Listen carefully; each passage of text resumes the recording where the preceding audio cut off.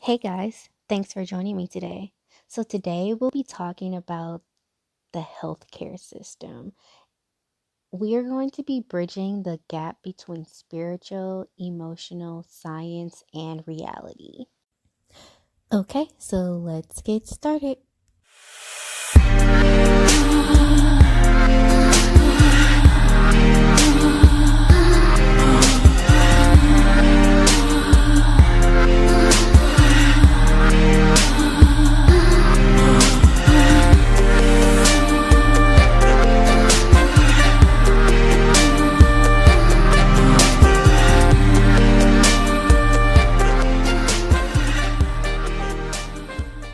What is your opinion of healthcare?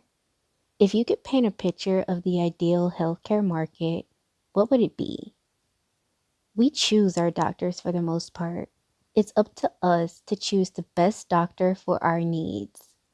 The medical field is promoted more, but they're not the only choice. Modern medicine, in my eyes, is in the market of money and to maintain sick care, mainly due to the refillable medications and the fact that the same medications we take can be detrimental in the long run. I prefer cures over treatment. Also, a short office visit can get kind of expensive, which leads me to the question, is healthcare a right, a privilege, or a service? Do we look at therapists, herbalists, acupuncturists, dietitians, or health education to help us understand our current ailment and what we can do to heal?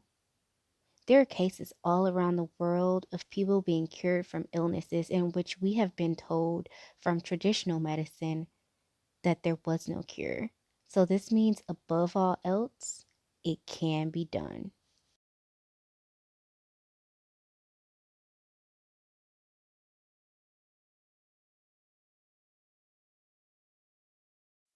We first need to understand who we are.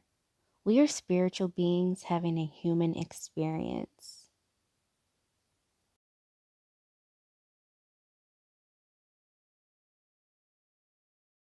And scientifically, yes, we are literally stardust.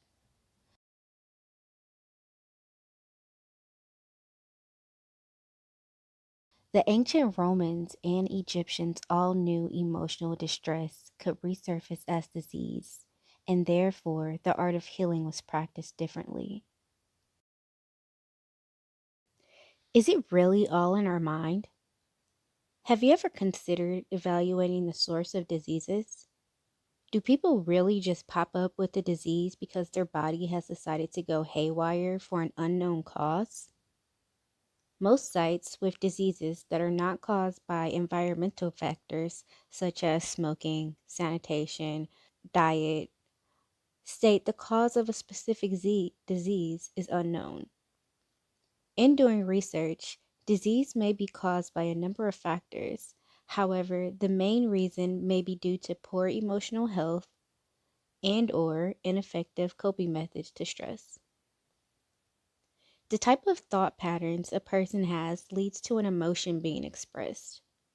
An emotion will present a physical state or a behavior, and that can go for the negative or the positive.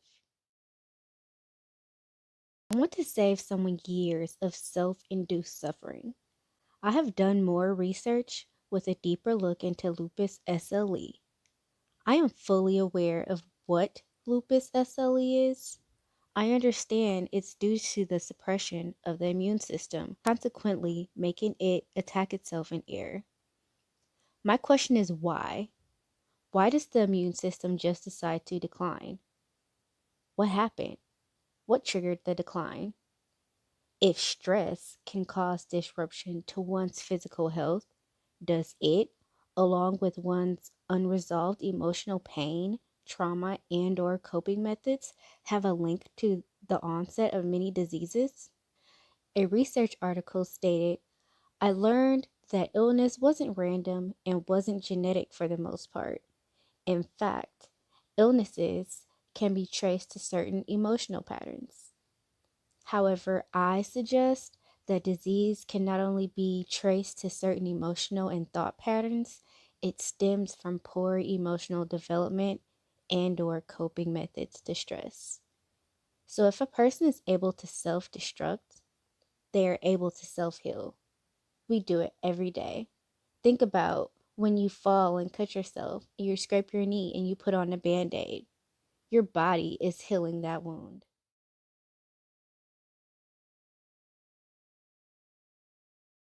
Yes, you can heal yourself without medication, and it's because of the placebo effect. So you didn't get healed by the pill, you got healed by your belief in the pill. The placebo is a result of positive thinking, and negative thinking can have quite the opposite effect. If you believe that a medication will make you better, you will get better. If you have been told that you only have so long to live and you believe that, you may end up passing away. Can the mind really heal the body? And if so, is there any scientific evidence to convince skeptical physicians like me? These are the questions that fueled the last few years of my research. And what I discovered is that the scientific community, the medical establishment, has been proving for over 50 years that the mind can heal the body. We call it the placebo effect.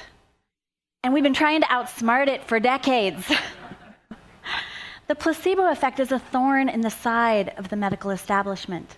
It's an inconvenient truth that gets in between trying to bring new treatments, new surgeries into the medical establishment.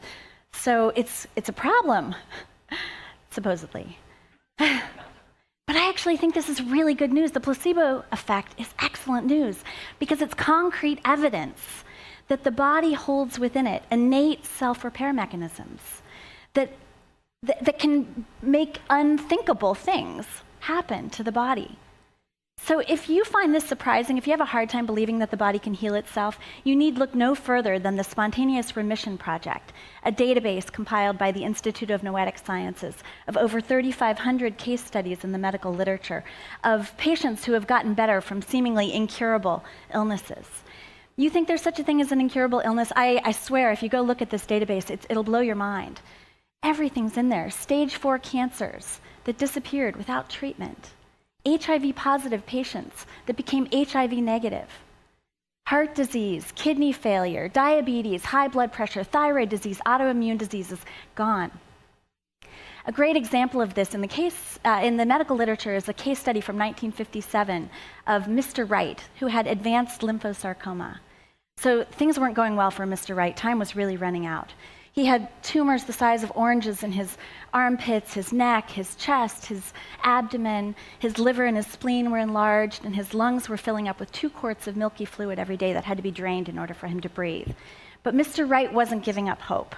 He had heard about this wonder drug called Krebbiozin, and he was begging his doctor, come on, just give me some of that Krebbiozin, it's all gonna be good. Now, unfortunately, the Krebbiozin was only available on a research protocol, and the protocol required that the doctor be able to make an assessment that says that this guy has at least 3 months to live. And his doctor, Dr. West, just couldn't do that.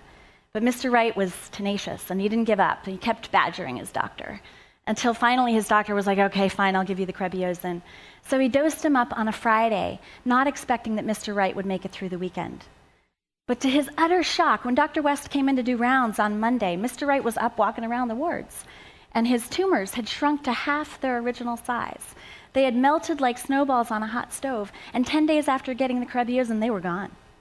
So Mr. Wright was up rocking and rolling, like praising Krebbiozin as the miracle drug he believed it to be for 2 months, until the initial reports came out about Krebbiozin that said that it didn't really look like Krebbiozin was working so well. And Mr. Wright fell into a deep depression, and his cancer came back. So this time, Dr. West decided to get sneaky, and he told his patient that, you know, that Krebbiozin that you got, that was a tainted version, really not so good. But I got us some ultra-pure, highly concentrated Krebbiozin. This stuff's got it going on. He then injected Mr. Wright with nothing but distilled water. And once again, the tumors disappeared, the fluid in his lungs went away. Mr. Wright was up rocking and rolling for another 2 months. And then the American Medical Association blew it by publishing a nationwide study that proved definitively Krebbiozin was worthless. 2 days later, Mr. Wright, after hearing this news, died. Soon after that, I came across another study in the medical literature that was the stuff of fairy tales. 3 baby girls were born, delivered by a midwife on Friday the 13th in the Okefenokee Swamp near the Georgia-Florida border. And the midwife pronounced that these 3 babies born on such a fateful day were all hexed. The first, she said, would die before her 16th birthday. The second, before her 21st. The third, before her 23rd birthday. And as it turned out, the first girl died the day before her 16th birthday. The second died the day before her 21st birthday. And the third girl, who knew what had happened to the other 2, got wind of that. On the day before her 23rd birthday, she showed up at the hospital hyperventilating, begging them to make sure she survived. She wound up dying that night. So these 2 case studies are great examples from the medical literature of the placebo effect and its opposite, the nocebo effect. So Mr. Wright, when he got that distilled water and his tumors melted away, that's a great example of the placebo effect, when you get a seemingly inert treatment, and yet something is happening physiologically in the body such that disease goes away. The nocebo effect is the opposite. So the 3 hexed girls are an example of the nocebo effect, when the mind's belief that something bad is going to happen in the body then comes to manifest. So the scientific literature, the medical journals like the New England Journal of Medicine and the Journal of the American Medical Association, these scientific journals are full of evidence that the placebo effect and the nocebo effect are incredibly powerful. We've known this since the 1950s, and we've seen countless case studies that show that in almost everything you study, if you give people a fake treatment, a sugar pill, a saline injection, or most effectively, a fake surgery, 18 to 80% of the time, people get better. And it's not just in their mind. That's what I thought in the beginning, like, oh, they're just feeling better, they're thinking better. But it's not, it's actually in their physiology. This is measurable. You can actually see what happens to the body. So, for example, patients getting placebos were found to have ulcers that healed, colons that became less inflamed, bronchi that dilated, warts that disappeared. Cells looked different under the microscope. It's provable. It's happening in the body, even though it's initiated by the mind. While the doctor can be the placebo, the doctor can also be the nocebo. So what patients need from us as healthcare providers, they need us to be forces of healing, not forces of fear or pessimism. So every time your doctor tells you you have an incurable illness, you're going to have to take that medication for the rest of your life. Or God forbid you get cancer and they say you've got a 5% 5-year survival rate. It's really no different than when that midwife told those 3 baby girls that they were hexed. It's a form of medical hexing that's so prevalent. As doctors, we think we're being realistic. We're giving people the kind of information we think they need to know, but we actually can be harming them. In order to heal ourselves, in order to be optimally healthy, we need more than just a good diet, a regular exercise program, getting enough sleep, taking your vitamins, following your doctor's orders. Those things are all great and critical, important. But I also came to believe that we need healthy relationships, a healthy professional life, a healthy creative life, a healthy spiritual life, a healthy sex life, a healthy financial life, a healthy environment. In essence, we need a healthy mind.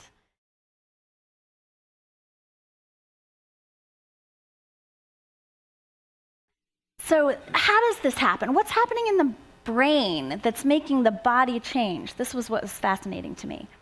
What I found is that the brain communicates with all the cells in the body via hormones and neurotransmitters. So for example, if you have a negative thought, belief, or feeling in the brain, your brain triggers this as a threat. Something's wrong. If you feel lonely or pessimistic, things are bad at work, you're in a toxic relationship, the amygdala says, threat, threat, threat. And it turns on the hypothalamus that talks to the pituitary gland, that communicates with the adrenal gland, and the adrenal gland starts spitting out stress hormones like cortisol, norepinephrine, epinephrine. It turns on what Walter Cannon at Harvard called the stress response that triggers the sympathetic nervous system and puts you into that fight or flight mode, which is adaptive, it's protective if you're running away from a mountain lion, But in everyday life, you're supposed to have that quick stress response if there's a threat, and then it's supposed to switch right off. So one study showed that on average, we have more than 50 stress responses per day. And if you're lonely or depressed or pessimistic or unhappy at work or in a miserable relationship, that number is going to be more than twice as many.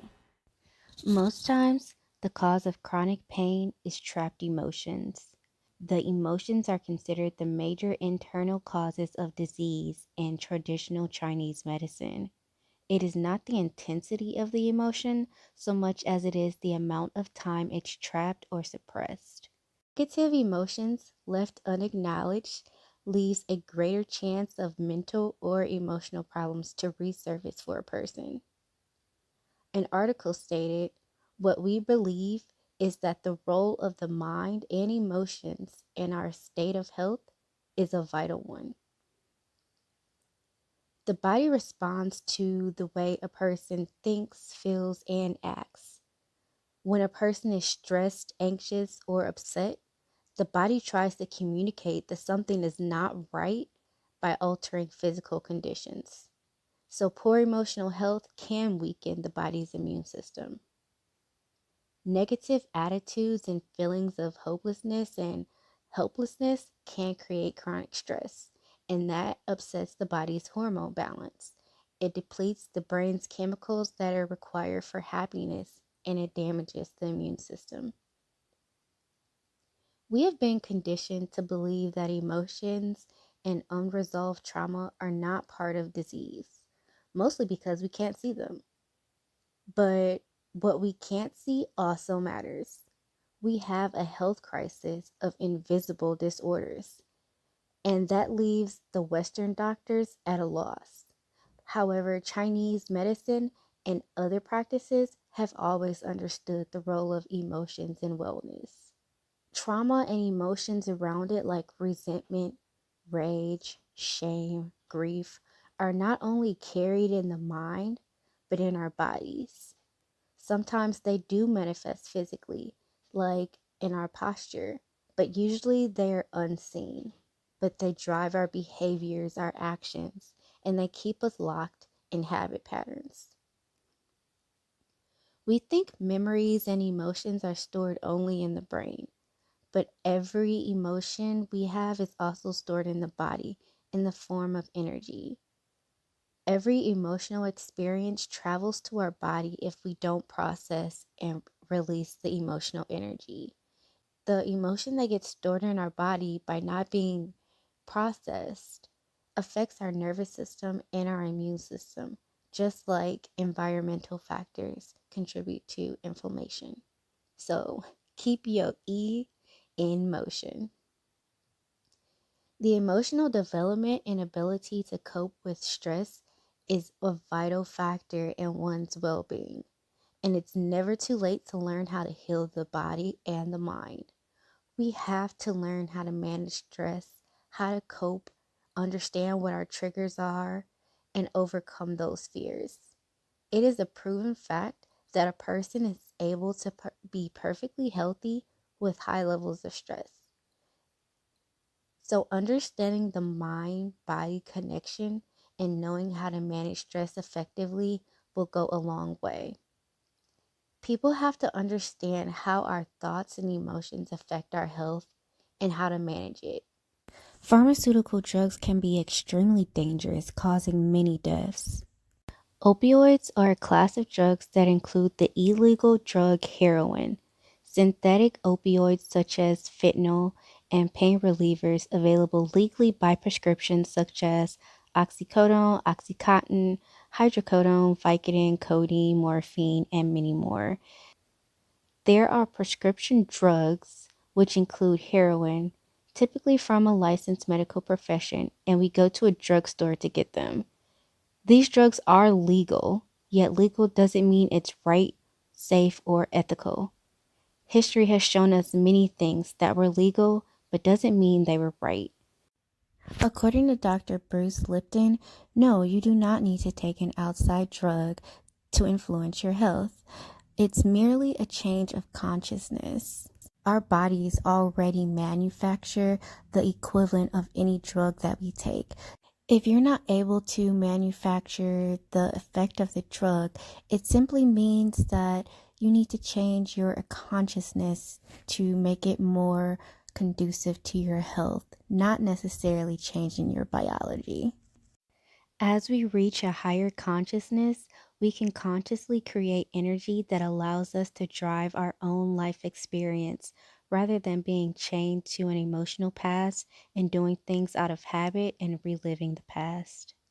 When you go to the hospital, although mainly intended to treat a immediate medical condition, you're typically not assessed mentally or emotionally. I believe our system, our healthcare system, is badly broken, and it's largely because we've lost respect for the body's ability to heal itself. The medical establishment has gotten arrogant. We've come to think that with all of our modern technology and all that we've learned in the past century, that we've mastered nature, and we find it repelling to think that maybe nature could be better than we are sometimes. And yet, spontaneous remissions from incurable diseases are proof that sometimes nature's just better than we are. It's a narcissistic wound for physicians. We don't know what to do with that. It makes us feel helpless and hopeless and useless. But fortunately, we're needed. The physician and all the other healthcare providers are absolutely essential to this process. We need to embrace this. And patients need to change their outlooks on this as well. It's not just doctors. We need patients to stop thinking that your body is not your business, taking your power and handing it over to other healthcare providers. Your body is your business, and your mind has tremendous power to communicate with your body such that your body can heal itself.